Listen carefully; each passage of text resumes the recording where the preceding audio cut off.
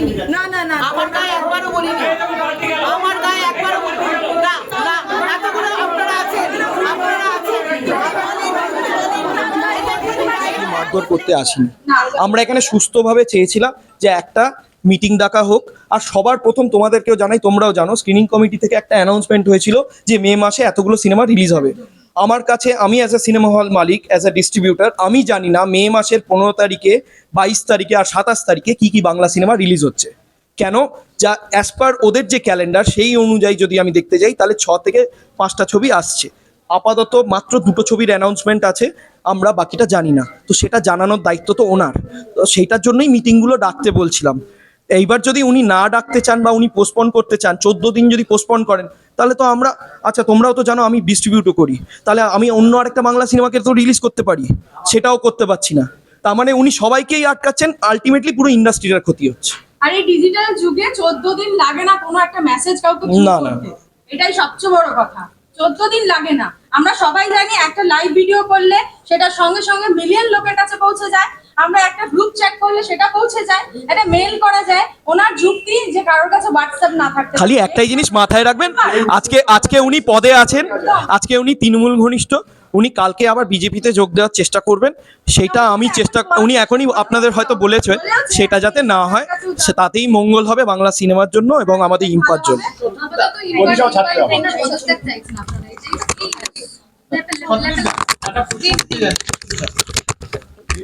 আপাতত পদত্যাগ চাইছি, এটাই তো।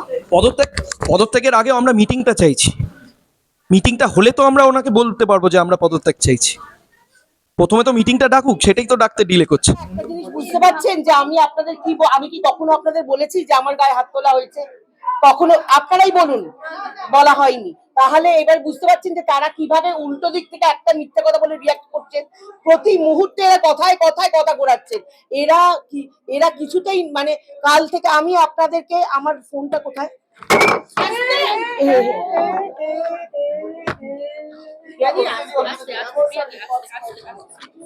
এনারা কাল থেকে বলে যাচ্ছেন ইম্পাকে শুদ্ধিকরণ করা হবে। কাল থেকে আপনাদের সমস্ত চলে গেছে, কি বলে, আপনারা চলে গেছেন, আমাদের নতুন চলে এসছে। এবং আজকে যখন আমি সেই কথাটা আপনাদের সামনে বলছি, তখন ওরা বলছেন যে না, আমরা এই কথাটা বলিনি, আমরা বলেছি মেম্বার। অথচ কালকে ওনারা গঙ্গা জল দিয়ে এখানে পুরো ধুয়েছেন, ওনারা গেরুয়া আবির পরে। আমরা যেটা, এটা একটা নন পলিটিক্যাল অর্গানাইজেশন, এখানে কোন রকম তৃণমূল বিজেপি বলে কেউ নেই। যখন যে সরকারে থাকবে, আমাদেরকে এই সংস্থা চালাতে গেলে তাদের কাছে সাহায্য নিতেই হবে। আজকে যখন বিজেপি সরকারে আসছেন, তাদেরকে আমরা সম্মান করি, শ্রদ্ধা করি। আমাদের প্রয়োজনে আমরা তাদের কাছেও যাব, আমাদের দরকার হলে আমরা তাদের কাছেও যাব। এবং ওনারা যে বলছেন, এই দেখুন, আমি যদি মিথ্যে কথা বলে থাকি, আমি আপনাদের প্রমাণ দিচ্ছি।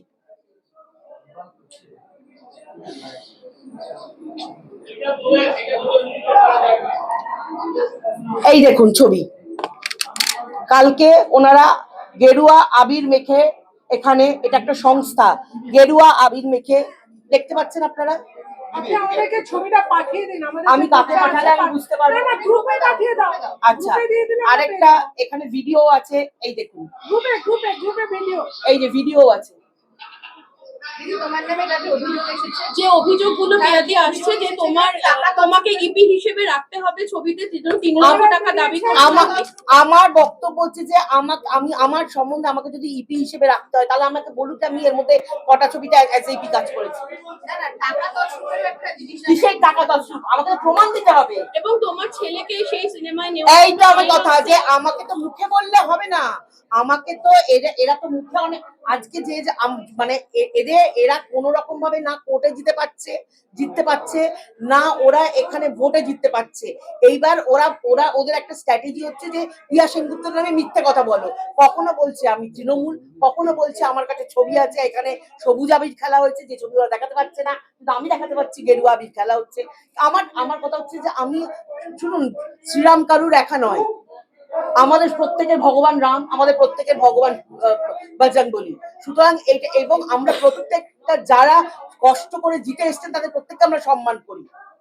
মানুষের ভোটে তারা জিতে এসছেন, এবং আমাদের সরকার চালাতে গেলে, আমাদের সংস্থা চালাতে গেলে তাদের কাছে আমাদের যেতেই হবে। কিন্তু আজকে তারা কখনো তাদের নাম নিয়ে, কখনো আমার নামে 4টি মিথ্যা অ্যালিগেশন দিয়ে ওনারা এখানে এই চেয়ারগুলো বা এই কমিটিটা দখল করার চেষ্টা করছেন, যেটা ওরা পারছেন না।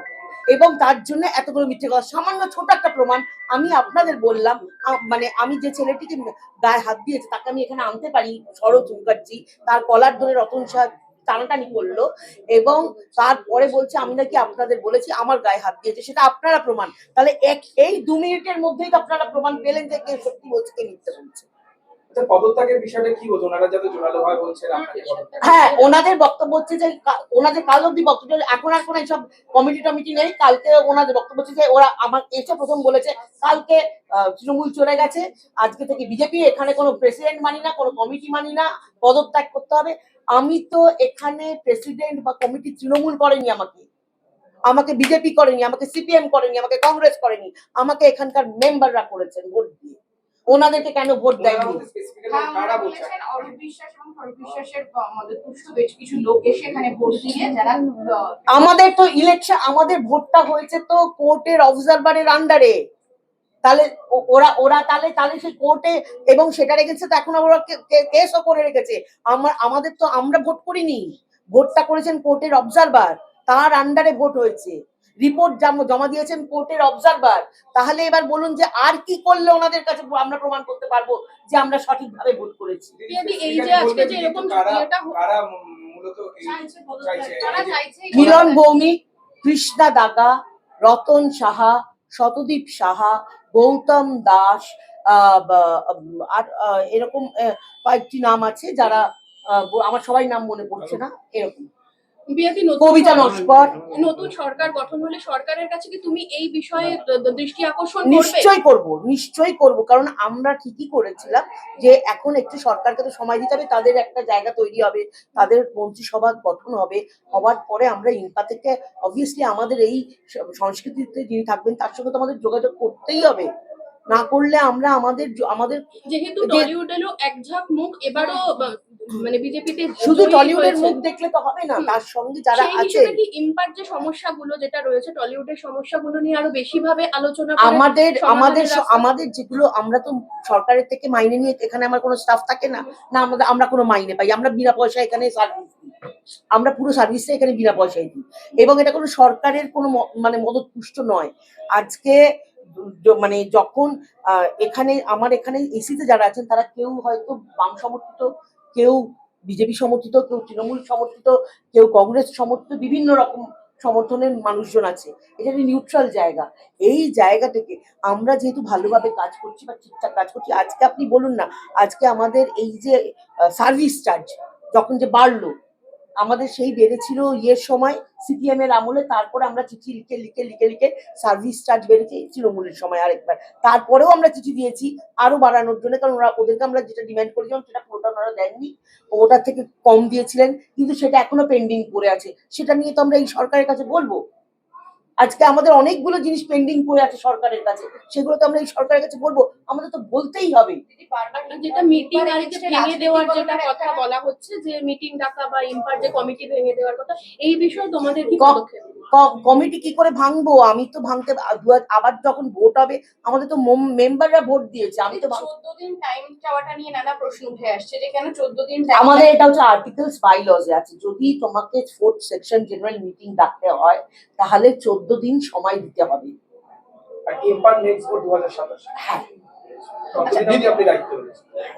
আচ্ছা, ইম্পার বিরুদ্ধে বারবার যে অভিযোগটা ওনারা তুলছেন সেটা হলো রাজনীতিকরণে, এবং অরূপ বিশ্বাস এবং স্বরূপ বিশ্বাসের ক্ষমতায়নে অনেকে এখানে তারা ঢুকতেই পারেনি দীর্ঘদিন ধরে, ঘাত ধাক্কা দিয়ে বার করে দেয় এই নানা জিনিসগুলো। আমাকে তো সেই প্রমাণটা দেখা, অরূপ বিশ্বাসকে, আজকে স্বরূপ বিশ্বাস ফেডারেশনের প্রেসিডেন্ট, আমাকে যদি ফেডারেশনের প্রডিউসারের সমস্যা নিয়ে বসতে, আমি কার সঙ্গে বসবো?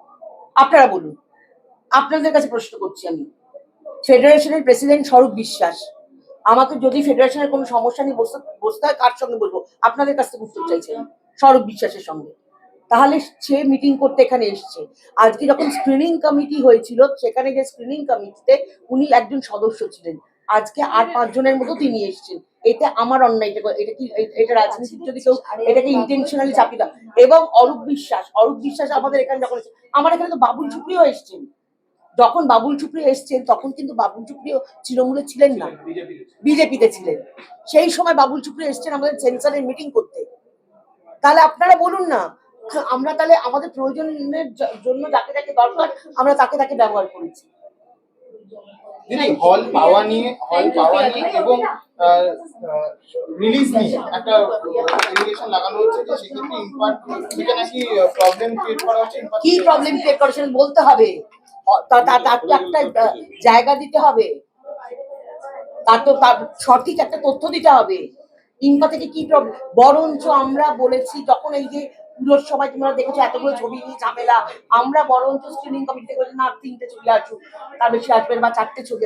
আজকে এই যে রতন সাহার এই যে বলছেন, আমি একটা কথা খুব ইম্পর্টেন্ট বলতে চাই, এই যে রতন সাহা বা শতদীপ সাহা বলছেন যে আমরা নাকি তৃণমূল, আমাদেরকে সরে যেতে হবে, তাহলে উনি সুপারস্টার এবং একজন এমপি যাকে নিয়ে উনি ডিস্ট্রিবিউশন করেন শতদীপ সাহা, তাহলে উনি কি চেয়ে তৃণমূলের এমপি বলে তার ছবি ডিস্ট্রিবিউশন করবেন না? নিজের অফিসে বসে এই মুহূর্তে আপনি কতটা এখন সেফ ফিল করছেন? সেফ ফিল একদমই করছি না, আমি একদমই করছি না। আমি নিজেকে মানে এইরকম একটা অ্যাটমসফিয়ার আমি পাবো এটা আমি ভাবিনি।